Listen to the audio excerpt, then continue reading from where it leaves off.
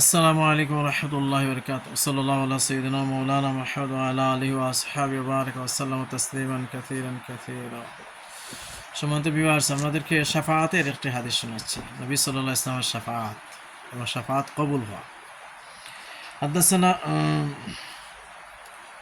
আবু দাউদ শরীফের হাদিস নম্বর হচ্ছে 4673 নম্বর হাদিস, মাকতুবাতুল ফাতার সাহেব আবু দাউদ শরীফ।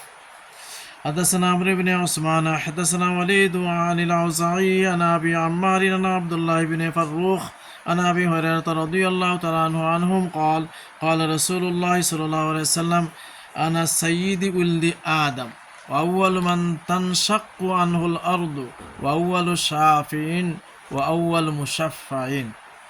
নবী সাল্লাল্লাহু আলাইহি ওয়াসাল্লামের হাদিস, আবু হুরায়রা রাদিয়াল্লাহু তাআলা আনহু বলছেন যে নবী সাল্লাল্লাহু আলাইহি ওয়াসাল্লাম ইরশাদ ফরমান, আমি আদম সন্তানের সরদার।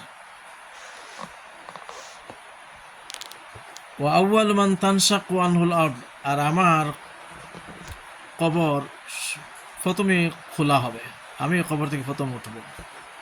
ওয়া আউয়ালু শাফিন, আর আমি প্রথম সুপারিশকারী।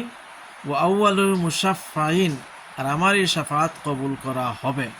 আয় মাকুল আশ-শাফাআত, আমার শাফাআত কবুল করা হবে।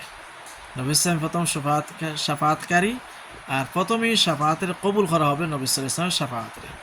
সাল্লাল্লাহু আলা সাইয়্যিদিনা মাওলানা মুহাম্মদ ওয়া আলা আলিহি ওয়া আসহাবিহি ওয়া বারাকা ওয়া সাল্লামা তাসলিমান কাসীরান কাসীরা।